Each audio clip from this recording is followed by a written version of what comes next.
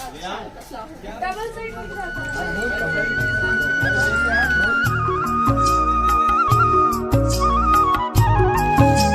दोस्तों, मेरा नाम है रुद्र रॉय। मैं टीम एक्सप्लोरर बीजेस से हूँ।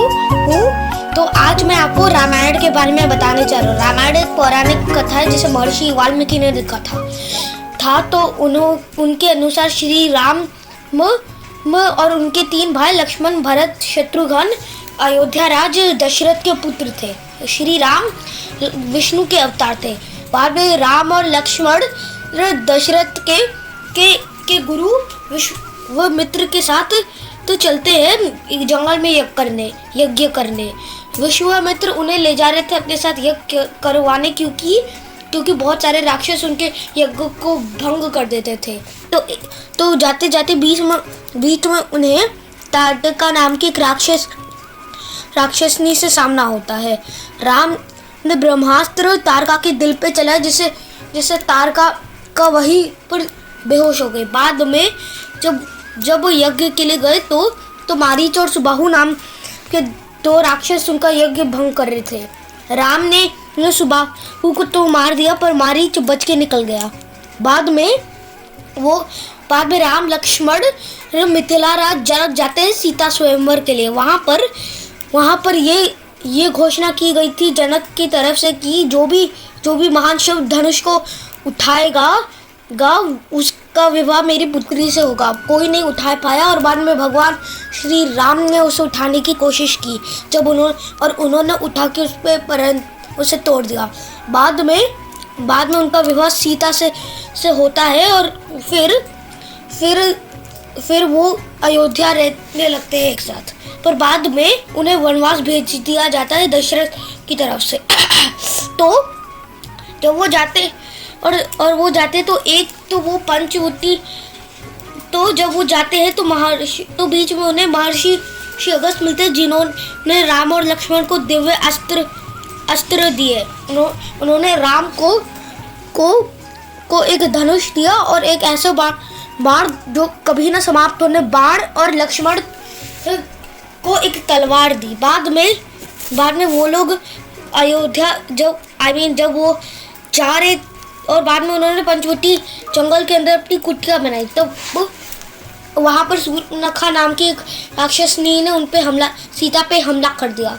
बाद में लक्ष्मण ने उसकी नाक काट दी और सूर्पनखा लंका विपत्ति रावण की बहन थी, वो रावण को बता दी गई। रावण को उसने ये सीता के बारे में बोला कि सीता बहुत ज़्यादा सुंदर स्त्री है, तो रावण उसे छल से हर लाया।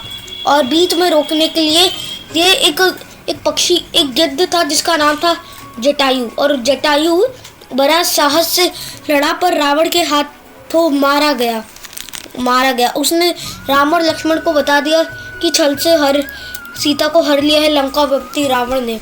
बाद में रास्ते में उन्हें सुग्रीव का दूत हनुमान मिलता है। हनुमान, सुग्रीव, जामवंत, अंगद सब अपने वानर सेना के साथ तो लंका पे हमला करने जाते हैं। पूरी वानर सेना जामवंत, हनुमान और अंगद को नल नील को भेज दिए जाते हैं सीता को खोजने के लिए। राम ने 3 महीनों का समय देता। जब वो गए तो उन्हें सीता कहीं नहीं मिली। जब वानर सेना ने दक्षिण दिशा में घूमते गए तब वो भारत के दक्षिण टापू पे आके रुके, जहाँ पर उन्हें जटायु का बड़ा भाई संपाति मिला।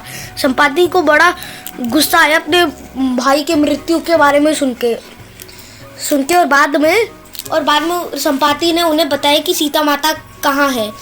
और बाद में वो लोग इतने परेशान हो गए क्योंकि सीता माता यहाँ से 84 कोस दूर एक टापू पे लंका, आज के भारत के नक्शे पे आप दक्षिण में देखोगे तो आपको छोटा सा टापू दिखेगा, वही श्री लंका है। वहाँ पर हनुमान जी गए और वहाँ पर उन्होंने सीता को ढूंढा, पर बाद में उन्हें मेघनाद के हाथों पकड़ा गया, जो कि रावण का बड़ा बेटा था। उसने बाद में रावण के दरबार में उसे लाया और रावण ने बोला कि इसका सिर काट दिया जाए, पर रावण के भाई, छोटे भाई विभीषण, जो कि राम भक्त था, उसने बोला कि दूत की मृत्यु के बारे में मैंने कभी नहीं सुना है, तो बोला कि कुछ और भी कर सकते हैं। तो मेघनाथ ने आइडिया दिया कि क्यों ना इसकी पूंछ पे आग लगा दिया जाए, और पूंछ पे आग लगाई घी के साथ। तो हनुमान जी ने ये किया कि डाली डाली पे उन्होंने आग लगाई और लंका के अंदर हर एक को मारा अपनी गदा से, किसी को मार मार के, और बाद में उन्होंने समुद्र से अपनी पूंछ को धो लिया और वो चले गए और उन्होंने सीता के ऑर्नामेंट्स यानी कि सीता के ज्वेल्स वगैरह दिए। और राम जी ने बाद में सुग्रीव को बोला कि लंका पे जितनी जल्दी हो हमला कर दिया जाए। तो सुग्रीव और उसकी वानर सेना ने एक सेतु बनाया पत्थरों का, जो कि पानी पे तैर सकते थे। जब वो लंका पहुंचे तो वहाँ तक पहुँचते विभीषण ने रावण को बोला कि सीता को दे दीजिए। तो रावण को इतना गुस्सा है कि उसने विभीषण को लात मार के भगा दिया और विभीषण अब राम की शरण में चला गया। बाद में एक घमासान युद्ध होता है वानरों और दानवों का। पहले रावण इंद्रजीत या मेघनाथ को भेजता है और पहली बार तो मेघनाथ लक्ष्मण को मार देता है और लक्ष्मण को ठीक करने के लिए हनुमान हिमालय से संजीवनी बूटी लाता है। फिर बाद में दूसरी बार लक्ष्मण मेघनाथ से लड़ने जाता है। लक्ष्मण उसे ब्रह्मास्त्र से मेघनाथ को मार डालता है। जब रावण को पता चलता है तो वो कुंभकर्ण को भेजता है। कुंभकर्ण रावण का छोटा भाई था विभीषण की तरह, जो कि 6 महीने तक सोता था और एक दिन जगता था। और बाद में उसने भी रावण को समझाया पर रावण माना नहीं, और तो फिर कुंभकर्ण युद्ध के लिए चला गया। उसने एक वानर को कुचल के रख दिया और हनुमान के साथ भी युद्ध किया, और दोनों के युद्ध में हनुमान हार जाता है और बाद में श्री राम के साथ उसका मुकाबला होता है।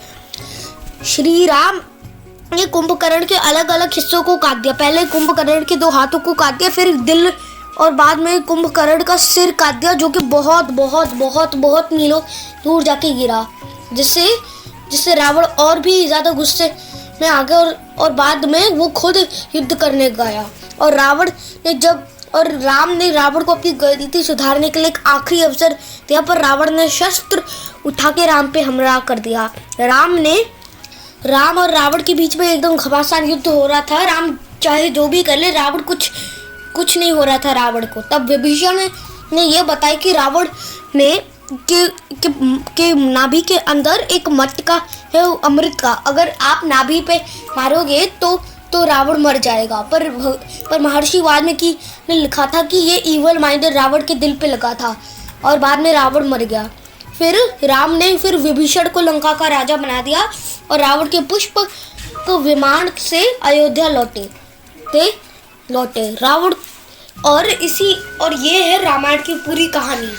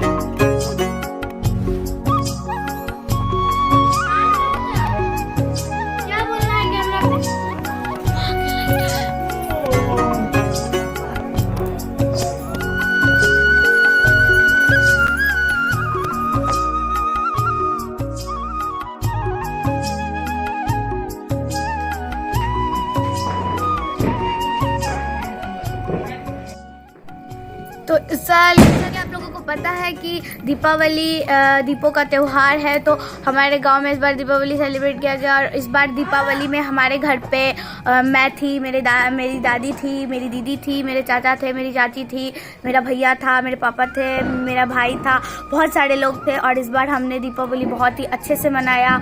और इस बार दीपावली पे मैंने और मेरी दीदी ने बहुत सारे रंगोलियाँ बनाई, मेरे भाई ने बहुत सारा पटाखा जलाया, हम सब ने मिलकर पटाखा जलाया, बहुत सारे दीप जलाए और पूरे घर को चमकाया। और इस बार मेरे भैया ने घरकुन्ना भी बहुत सुंदर बनाया था, जो कि आप देख ही चुके होंगे। हर साल मेरी दादी मिट्टी का घरकुन्ना बनाती थी, लेकिन इस बार उनकी तबीयत थोड़ी सी ख़राब थी, तो भैया ने बनाया घरकुन्ना कार्डबोर्ड का, जो कि बहुत ज़्यादा सुंदर था, जैसा कि आप उस घरकुन्ने को देख ही सकते हैं।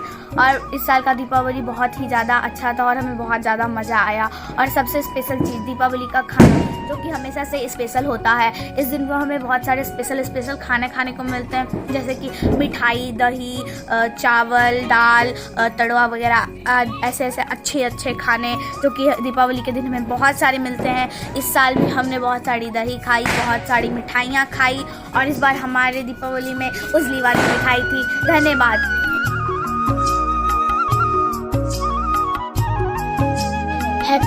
Happy Deepavali guys. अगर वीडियो अच्छी लगी हो तो लाइक, सब्सक्राइब, शेयर करना ना भूले। दोस्तों मिलते हैं नेक्स्ट वीडियो में, तब तक के लिए जय श्री राम।